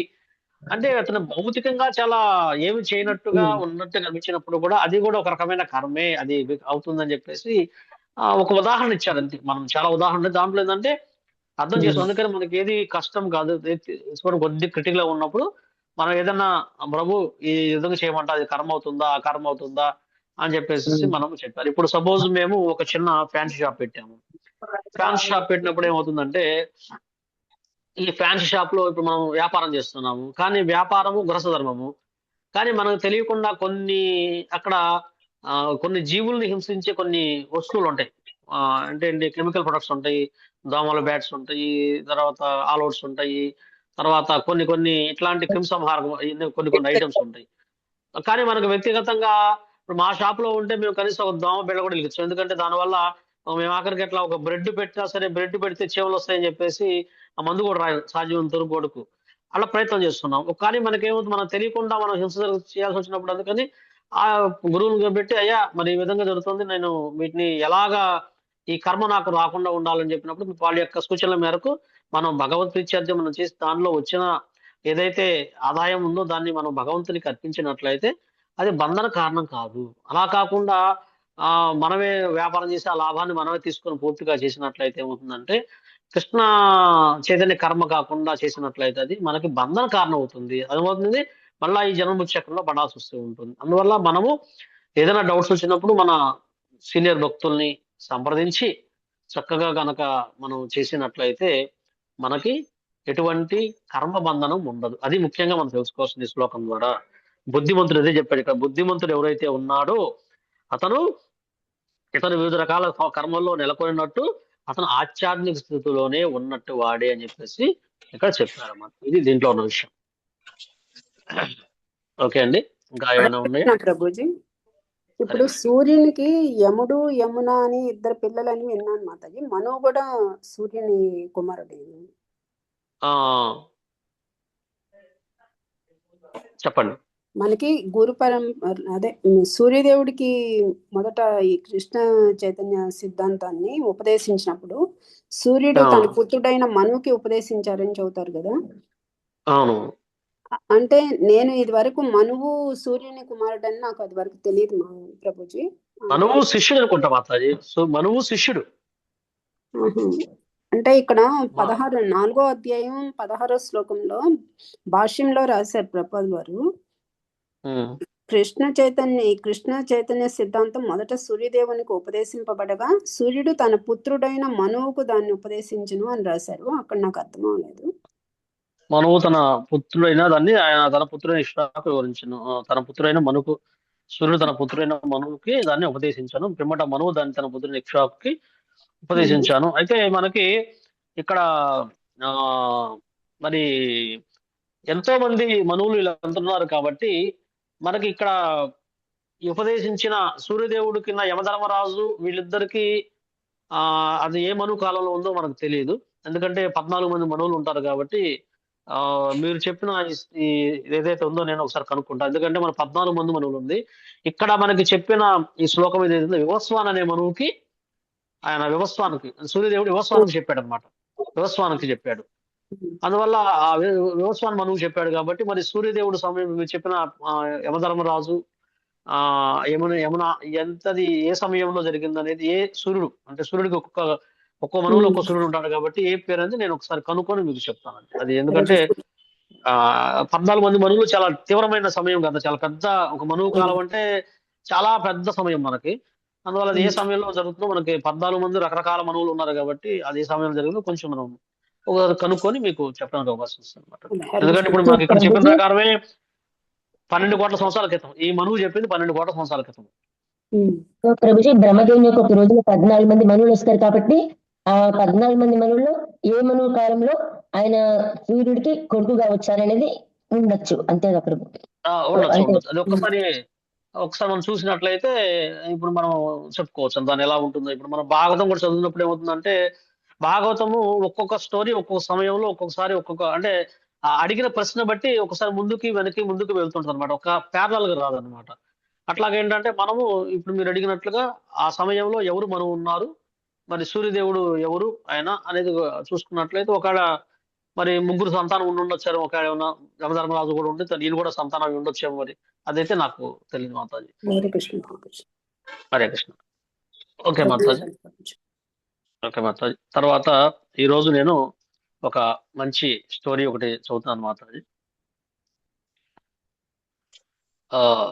ఎవరైతే శ్రద్ధగా వింటారో వారికి మంచి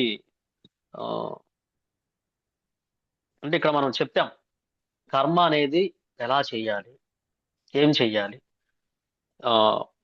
ఖచ్చితంగా ఇది చదివినప్పుడు మనలోని అహంకారం, మనం చేసే భక్తి, నేను భక్తి చేస్తున్నాను, నేను గ్రంథాలు చదువుతున్నాను అంటే అందరూ కాదు, ఏదైనా అటువంటి మనకు ఒక్కోసారి మనమే భక్తి చేస్తున్నాము, మనమే భక్తులు అనే ఏదన్నా లేకపోతే ఇంకో వేరే ఏదన్నా ఉన్నప్పుడు కూడాను ఇటువంటి మనం చదువుకున్నప్పుడు మన ఈ సాంగత్యం వల్ల ఏమవుతుందంటే అది వెన్నలాగా కరిగిపోతుంది అనమాట.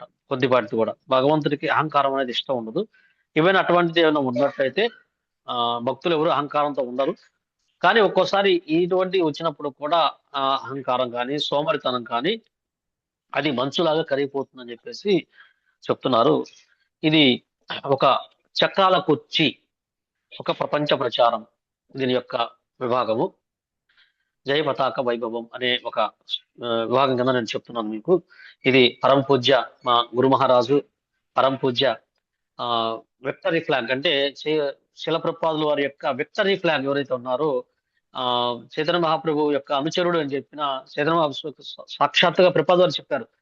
ఎవరైతే చైతన్య మహాప్రభు స్వయంగా అనుచరుడే ఈ యొక్క జయపతాక స్వామి అని చెప్పారో అటువంటి మా ఆధ్యాత్మిక గురుదేవులైన జయపతాక స్వామి గురు మహారాజు ప్రణామాలు చేసుకుంటూ వారి గురించి ఒక నిమిషం చెప్పడానికి నేను చెప్తున్నాను అనమాట. కొన్ని సంవత్సరాల క్రితము ఒక జాతీయ మీడియా ప్రతినిధి గురు మహారాజును ఇంటర్వ్యూ చేయడానికి వచ్చారు.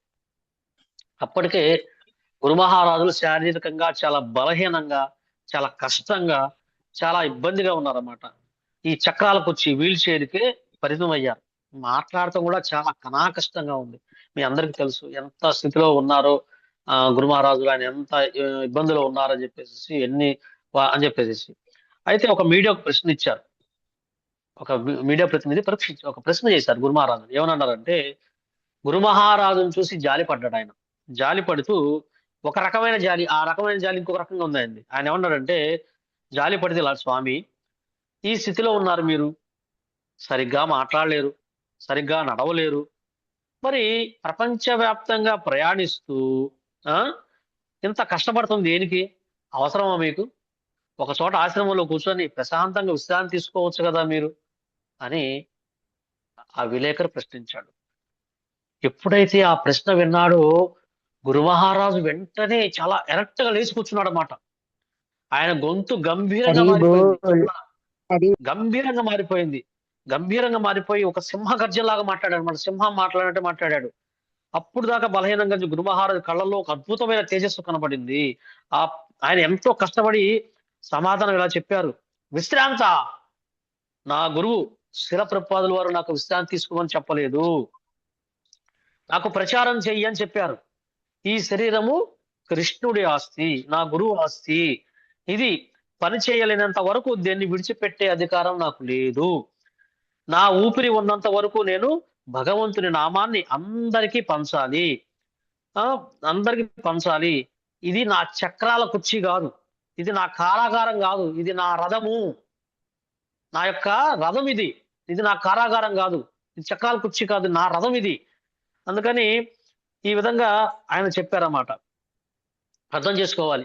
ఆయన తన రథాన్ని ఆ స్థితిలో ఉన్నప్పటికీ కూడాను శిష్యుల కోసము, ప్రభుపాదుల వారు ఇచ్చిన మాట కోసం, ప్రభుపాదుల వారు ఆయన ఇచ్చిన 50 నిర్దేశాల ప్రకారము ఆయన నిరంతరము పనిచేస్తూనే ఉన్నారు. మరి తర్వాత ఒకసారి శిష్యులు ఈ యొక్క సంఘటన వింటే మన హృదయం కరుగుతుందండి కంపల్సరిగా. ఒకసారి మాయాపూర్లో ఒక మీటింగ్ జరుగుతోంది. ఒక గొప్ప అందరి శిష్యులందరూ కలిసి కూర్చొని అక్కడ పని చేయాలి. అయితే ఆ వేదిక మీదకి వెళ్ళాలి. వేదిక మీదకి వెళ్దామంటే మరి మహారాజు గారి యొక్క లిఫ్ట్ పనిచేయట్లేదు, తను ఉండే రూమ్ యొక్క లిఫ్ట్ పనిచేయట్లేదు. సేవకులు చెప్పారు, మన పైన మీటింగ్ జరుగుతోంది, వేదిక మీద ఉన్నారు, మనం లిఫ్ట్ ఏమో కింద నుంచి వెళ్ళాలంటే పని చేయట్లేదు, మనము మరి వెళ్ళిపోదాం, వెనక్కి వెళ్ళిపోదాం అని చెప్పారు అనమాట. బతిలాడారు. ఆయన ఏమన్నారంటే ఆయన, పైన నా శిష్యులు ఎదురు చూస్తున్నారు, నా కాళ్ళు సహకరించకపోతే ఏంటి, నేను చేతులతో పాకుకుంటూ నేను పైకి వెళ్తాను, నేను చేతులతో పాకుకుంటూ నా శిష్యుల దగ్గరకు వెళ్తాను అని చెప్పారు. ఆ మాట వినగానే ఆ శిష్యుల యొక్క గుండెలు పగిలిపోయాయంట. అంటే ఆయన మన కోసం ఎంత ప్రేమిస్తున్నారు, మనల్ని ఎంతగా రక్షిస్తున్నారు, మనం చెప్తున్నాము. అందువల్ల ఆయన త్యాగం అంతా కూడా తన శిష్యుల్ని ఎలాగ ఉద్ధరించాలి, ఈ లక్షలాది మంది శిష్యులను ఎలా ఉద్ధరించాలి, ప్రభుపాదుల వారిని ఎలాగ సంతృప్తి చెందాలి, ప్రభుపాదుల వారు ఇచ్చిన ఆ 50 ఆదేశాలని ఆయన ఇచ్చిన దాన్ని ఎలా పాటించాలనేది ప్రతి క్షణం ఆయన పాటిస్తున్నాడు అన్నమాట. అందువల్ల దీని వరకు అర్థం చేసుకోవాల్సింది, మనం చిన్న చిరాకు జపం వస్తేనే పక్కన పెట్టేస్తాం. కానీ ఆయన పక్షవాతంలో ఉన్న, మెడ నిలవకపోయినా కళ్ళతోనే జపాన్ని, ప్రచారాన్ని చేస్తున్నాడు. మరి మన బాధ్యత ఏంటి? గురు మహారాజు తన శరీరాన్ని ఒక కట్టెలాగా కాల్చుకుంటూ కూడా మనకు వెలుగునిస్తున్నాడు కదా. మరి శిష్యుడిగా మన బాధ్యత ఏమిటి? ఆయన కేవలం ఒక ఫోటో దండ వేయటము, జయ గురు మహారాజు అని చెప్పడము అని చెప్పకుండా, ఆయనకి నిజంగా మనం ఇచ్చే గురుదక్షిణ ఏంటంటే, ఈ గురు మహారాజే కాదు, చాలా మంది గురువు, రాధానాథ్ మహారాజు, లోకనాథ్ మహారాజు, వాళ్ళ వయసులు ఎంత చెప్పండి, రాధా గోవింద్ మహారాజు, ఇట్లా ఎంతో మంది మహారాజులు 77 పడిలో ఉన్నప్పుడు కూడా వాళ్ళు ఎంతో నిరంతరం పనిచేస్తూ, నిరంతరం సేవ చేస్తూనే ఉన్నారన్నమాట. అందుకని మనం ఏం చేయాలంటే, వాళ్ళ ఫోటోలు దండ వేసి ఏదో తీసుకోవటం కాదు. మన కర్తవ్యం అంటే హరినామాన్ని, జపాన్ని మన ప్రాణప్రదంగా భావించి, హరినామాన్ని మనం ఖచ్చితంగా గనక చేసుకుంటే మనము, ఆయన చెప్తున్నాడు కేవలం మీరు 16 మాలలు చేయండి, 4 నియమాలు పాటించని చెప్తున్నాడు. ఆ విధంగా కనీసం ఏ స్థితిలో ఉన్నప్పటికీ కూడా మనం జపాన్ని వదిలిపెట్టకుండా మనం కృష్ణ తీర్చేద్దాం. ఇక్కడ మనం చేసాం ఈ కర్మ. అందుకని మనం కేవలం కృష్ణ తీర్చేద్దాం, మనం కర్మ చేస్తూ దివ్యనామాలను జపిస్తూ ఉంటే మనము, అలాగే ఈ యొక్క మాసం అంతా ఉంది, చక్కగా గ్రంథాల వితరణ చేస్తూ మనం గనక చేస్తూ ఉన్నట్టయితే ఎటువంటి కర్మ కాదు. ఆ విధంగా మనము అర్థం చేసుకోవాలి. నేను నిజంగా ఆరోగ్యం ఉన్నాను, నాకు ఏదైనా సమస్య ఉందా? మరి ఆయన ఆ స్థితిలో ఉన్నప్పుడు కూడా ప్రచారం చేస్తుంటే మన సాకులు చెప్పడం ఎంతవరకు సాధ్యం? మనం నిజంగా ఆ స్థితిలో ఉన్నాం, మనం ఆరోగ్యంగానే ఉన్నాం కదా. అందుకని దయచేసి ఆ విధంగా ఉంటూ మనము ప్రశ్నించుకోవాలి. మనం ప్రశ్నించుకొని, నేను ఈ ఉద్యమం కోసం నేను ఏం చేయగలను, నేను ఎలాగా నేను ప్రయత్నం చేయగలను, నాకు ఆరోగ్యం బాగానే ఉంది అని చెప్పి చూసుకుంటూ, ఖచ్చితంగా మనం ఎప్పుడూ లేకుండా మన యొక్క ప్రశ్నించుకొని ఒక మార్పు తెచ్చుకొని, ఖచ్చితంగా మనం ఇట్లాంటివి ఉన్నప్పుడు నేను ఈ విధంగా నేను చేస్తాను సేవని అని చెప్పి చెప్పుకున్నట్లయితే ఖచ్చితంగా కూడాను అది కృష్ణుడికి, గురువుకి అర్పించే నిజమైన అర్పణ. అదే మనం జయ గురు మహారాజు అని చెప్పడం మంచిది. అట్లాగే వారి యొక్క స్థితిలో ఎలా సేవ చేస్తున్నాడు, గురువుకి నిబద్ధతతోటి మనం అటువంటి నిబద్ధతతోటి మన గురువుకి, వైష్ణవులకి సేవ చేయాలి. మనం సాకులు చూపద్దు, కారణాలు చెప్పకుండా మనం చెయ్యాలి అని చెప్పేసి మనకి ఇక్కడ గురు మహారాజు యొక్క చిన్న స్టోరీ ద్వారా తెలుసుకోవచ్చు. నేను రేపు ఇంకో రోజు, ఇంకా టైం అయిపోయింది, లేకపోతే ఇంకా చెప్పొచ్చు, మంచి విషయాలు ఉన్నాయి చెప్పాల్సింది. నేను ఇంకో రోజు చెప్తాను. ఇంకేదన్నా డౌట్స్ ఉంటే అడగచ్చు. హరే కృష్ణ. హరే కృష్ణ ప్రభుజీ. చాలా అద్భుతమైన విషయాలు షేర్ చేశారు ప్రభుజీ.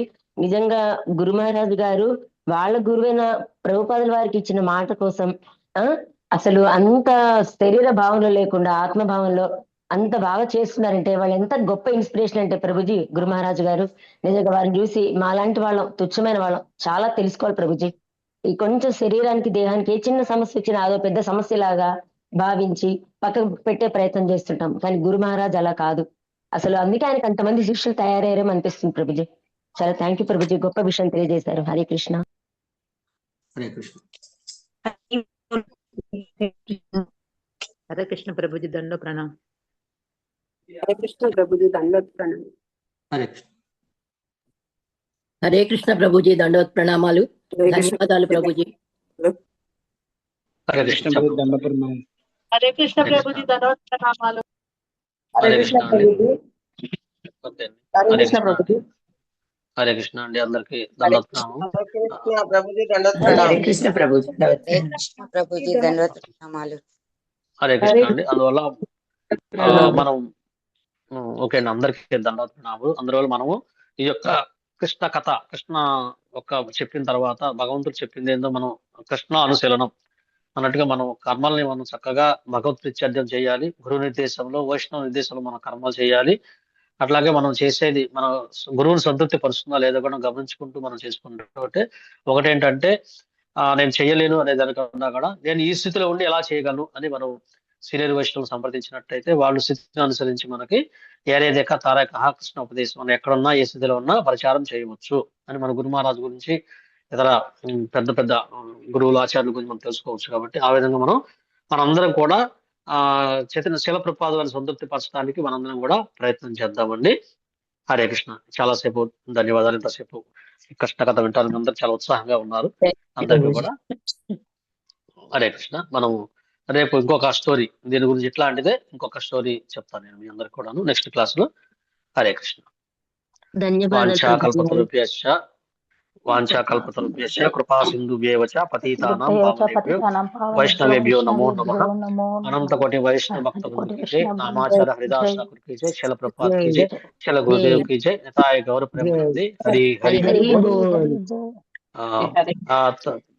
తర్వాత మాతాజీ ఇంకా మీరు కూడా ఎవరైనా ఒక దివ్యమైన ఆధ్యాత్మిక విషయాన్ని ఎవరైనా ఉంటే తర్వాత చెప్పాలనుకుంటే మీరు కూడా హ్యాండ్ రైజ్ చేసి ఒక అందరికి స్ఫూర్తినిచ్చే ఒక మంచి ఇట్లాంటి ఏదైనా ఉంటే మీరు కూడా చెప్పొచ్చు మాత. దానివల్ల మన అందరం కూడా అంతిమంగా మనలో ఉన్న చిన్న చిన్న మాలిన్యాలను కూడా కడిగివేసి మనము పరిపూర్ణంగా కృష్ణుడి భక్తులు అవడానికి మనం అందరం కూడా సాధన చేయడం చేద్దాము. ఎవరైనా మీకు కూడా ఇట్లా ఉంటే మీకు తెలిసిన మీ స్టోరీ భక్తులు చెప్పినవి కానీ ఇట్లాంటివి ఏమైనా ఉన్నట్టయితే ఒక్క సెంటెన్స్ అయినా సరే మన జీవితాన్ని మార్చేస్తుంది ఖచ్చితంగా. అంటే మనలో ఉన్న మాలిన్యాలన్నీ కడిగిపోతుంటాయి. అలా చెప్పేవాళ్ళు ఉంటే చెప్పచ్చు మాత. హరే కృష్ణ. హరే కృష్ణ ప్రభుజీ. హరే కృష్ణ. ప్రభుజీ యాక్చువల్గా నేను కృష్ణ చైతన్యంలోకి రాకముందు మా వంశపారపర్యంగా నాన్ వెజిటేరియన్ ప్రభుజీ. అయితే ఎప్పుడైతే కృష్ణ చైతన్యంలోకి వచ్చానో వచ్చినా కూడా మొన్నటి వరకు అంటే నేను చాతుర్మాస్యంలో అయితే ఏమీ ముట్టుకోలేదు, అట్లా ఉల్లిపాయ అవి తినలేదు. కానీ అప్పుడప్పుడు నాకు మీరు అన్నట్టు ఎగ్ అనేది నాన్ వెజ్ అని తెలుసు. ఎగ్ మీద ఉన్న ఏమంటారు ఆసక్తి నాన్ వెజ్ మళ్ళీ నాన్ వెజ్ మీద ఉండదు, ఓన్లీ ఎగ్ వల్ల నేను మానలేకపోయానని చాలా అనిపించింది ప్రభుజీ. అయితే ఈ క్లాసెస్ రోజు వినడం వల్ల నేను దాదాపు లాస్ట్ చాతుర్మాసం నుంచి అనుకున్నా ఎట్టి పరిస్థితుల్లో మానేయాలి అని. ఈ న్యూ ఇయర్ నుంచి కంప్లీట్ గా అన్ని మానేయాలి, 4 నియమాలు ఖచ్చితంగా పాటిస్తానని నాకు మంచిగా అనిపించింది ప్రభుజీ. అంటే మనము ఒకటి ఈ ఉన్నతమైన రుచి కనుక దానికి అందించినట్టయితే అధమైన రుచి. ఎందుకంటే ఇప్పుడు ఈ నాలుక రుచి కోసం ప్రపాద వారు ఏం చెప్తారంటే మీరు మాంసం ఎందుకు తినాలి, ఈ ఏదైతే ఇదంతా కదా పాలుని విరగదీస్తారు చూస్తారా, పన్నీర్ దాంట్లో రకరకాలైన ఆహ్వాదాలు తీసుకొని తినవచ్చు. దానికోసం జీవిని హింసించాల్సిన అంటే ఉన్నతమైన రుచిని మీరు అందించండి, అప్పుడు అధమైన రుచి పోతుందని చెప్పేసి. దానివల్ల ఎందుకు మనం బంధన కారణం అవ్వాలి, ఎందుకు బంధన కారణం అవ్వాలి అని అర్థం చేసుకోగలిగితే ఖచ్చితంగా మనకి ఫస్ట్ ఆరంభంలో అందరికీ కష్టంగానే ఉంటుంది. కానీ ఈ భక్తుల సాంగత్యం చాలా ముఖ్యము.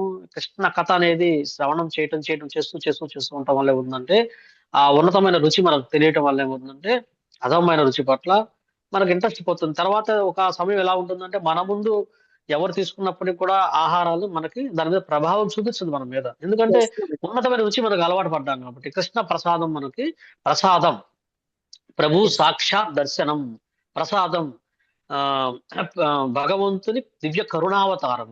ఈ రెండు విషయాలు మనం అర్థం చేసుకుంటే అది కేవలం ప్రసాదం అంటే ఆయన అర్పించి ఆయన తీసుకున్న ప్రసాదాన్ని ప్రభుపాదులు వారు తీసుకున్న తర్వాత గురు మహారాజులు తీసుకున్న తర్వాత మనం తీసుకున్నాం కాబట్టి అంతది గొప్ప జీవితం ఖచ్చితంగా మన చైతన్యం పూర్తిగా మారిపోతుంది. అందుకని ఎవరైనా ఇస్కాన్ లోకి వచ్చి 4 నియమాలు పాటించి చేస్తున్నప్పుడు ఆటోమేటిక్ గా వాళ్ళు ప్యూరిఫై అయిపోతుంటారు ఆటోమేటిక్ గా కూడా. రోజు అది జపం చేస్తాను కాబట్టి ఖచ్చితంగా తినలేం ప్రభుజీ. మీరు ఇలా చెప్పొచ్చో లేదో, ఆ లేడీస్ 3 days ఉంటుంది కదా, ఆ టైంలోనే తినేదాన్ని ప్రభుజీ. అంటే కృష్ణ చైతన్యంలోకి వచ్చాక పూజ చేయం కదా అన్నట్టు. కానీ తర్వాత అది కూడా నాకు తప్పు అని అంటే ఒక భావన వచ్చేసింది, ఎట్లయినా మానాలి మానాలి. నిన్న కొత్త సంవత్సర సందర్భంగా నేను ముందు నుంచి అనుకుంటున్నాను కంప్లీట్ గా మానేయాలని.